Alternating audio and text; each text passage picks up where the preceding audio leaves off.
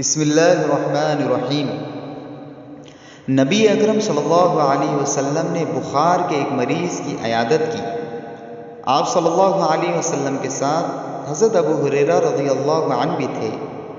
رسول اللہ صلی اللہ علیہ وسلم نے فرمایا، خوش ہو جاؤ، اللہ تعالیٰ فرماتا ہے یہ میری آگ ہے، میں اسے اپنے مومن بندے پر اس دنیا میں اس لیے مسلط کرتا ہوں تاکہ وہ آخرت کی آگ کا بدل بن جائے۔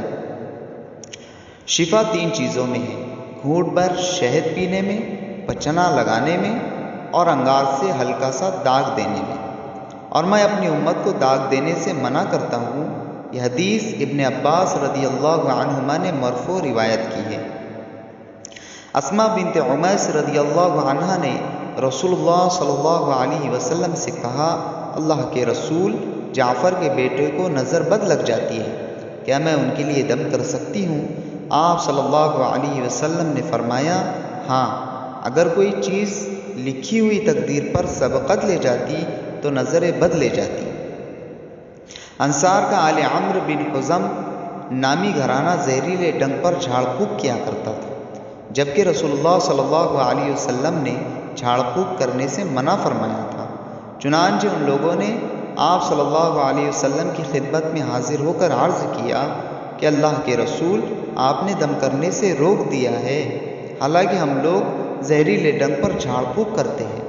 تو آپ صلی اللہ علیہ وسلم نے فرمایا، اپنا جھاڑ پھونک منتر مجھے سناؤ۔ تو انہوں نے آپ صلی اللہ علیہ وسلم کو پڑھ کر سنایا۔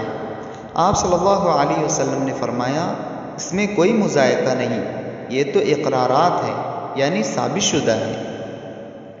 نبی اکرم صلی اللہ علیہ وسلم نے 2 دھاری سانپ کو مار ڈالنے کا حکم دیا، اس لیے کہ وہ آنکھ کی بینائی کو زائل کرنے اور عورتوں کے حمل کو گرا دیتا ہے، یہ ایک خبیث سانپ ہے۔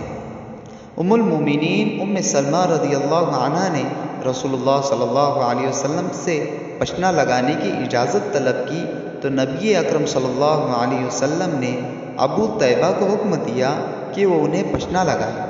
جابر رضی اللہ عنہ کہتے ہیں کہ میرا خیال ہے کہ ابو طیبہ یا تو ام سلمہ رضی اللہ عنہا کے رضاعی بھائی تھے یا پھر نابالغ لڑکے۔ میں نے رسول اللہ صلی اللہ علیہ وسلم سے عرض کیا، اللہ کے رسول، ہمارے ملک میں انگور ہے، کہ ہم انہیں نچوڑ کر پی لیا کریں؟ تو آپ صلی اللہ علیہ وسلم نے فرمایا، نہیں۔ میں نے دوبارہ عرض کیا کہ ہم اس سے مریض کا علاج کرتے ہیں۔